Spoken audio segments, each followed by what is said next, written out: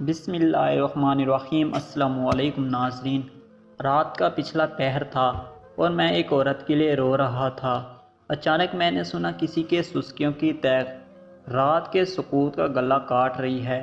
مجھے کچھ دیر پہلے لگ رہا تھا دنیا بھر کا دکھ میرے کندھوں پہ ایسے پڑ چکا ہے کہ اس کے بھار سے میری گردن ایسے جھک گئی کہ سر گھٹنوں میں آ گیا۔ میرے بہتے ہوئے آنسوں میں ٹھہراؤ آیا۔ سسکیوں اور آہوں کے کوڑے مسلسل میری سمت کی پیٹھ زخمی کر رہے تھے۔ میں فرش کا سہارا لے کر اٹھا اور ہچکیوں کا تعاقب کیا۔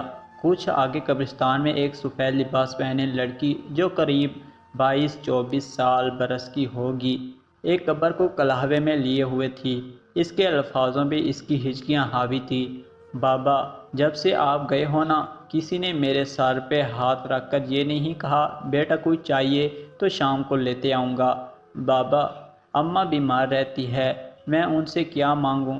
بیٹیوں کی آس تو باپ کے ساتھ ہوتی ہے نا۔ بابا، اب میں گھر پر بھی خود کو محفوظ محسوس نہیں کرتی۔ بابا، آپ اکثر کہا کرتے تھے نا تم بڑی ہو گئی ہو، بے فکری نہ کیا کرو، آنے جانے کے وقت کسی کو ساتھ لے جایا کرو۔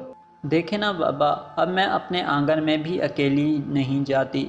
بابا، جب غیر مرد مجھ کو نظروں سے زخمی کرتے ہیں نا تو مجھے آپ کا پردہ بہت یاد آتا ہے۔ دیکھیں نا بابا، آپ کی شہزادی کا جوتا 3 دن سے ٹوٹ گیا ہے۔ بابا، آپ کو پتہ ہے نا مجھ سے ننگے پاؤں نہیں چلا جاتا۔ بابا، آپ ہمیں چھوڑ کر کیوں چلے گئے؟ بابا، آپ کو پتہ ہے اب میں نوکری کرتی ہوں، میرا مینیجر بار بار مجھے دفتر بلاتا ہے اور کاغذات پینسل کے بہانے میرے ہاتھوں کو چھوتا ہے۔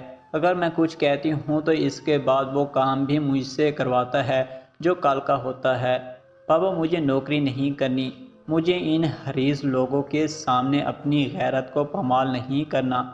آپ اللہ پاک جی کے پاس ہیں نا، ان سے کہیں کہ میری بیٹی اکیلی ہے، وہ مردوں کی ہوس بھری نظروں سے زخمی ہوتی ہے، وہ ان کی زبردستیوں سے ختم ہو رہی ہے۔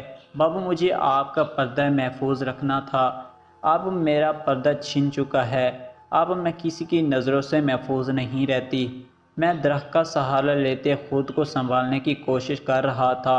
ایک بیٹی اپنے باپ سے معاشرے کی شکایت کر رہی تھی، بابا یہ دنیا اچھی نہیں ہے، اور ہم کہتے ہیں ہم آزاد ہیں، جبکہ ہماری بہن بیٹیاں آج بھی مرد کی گندی نظروں کی قیدی ہیں۔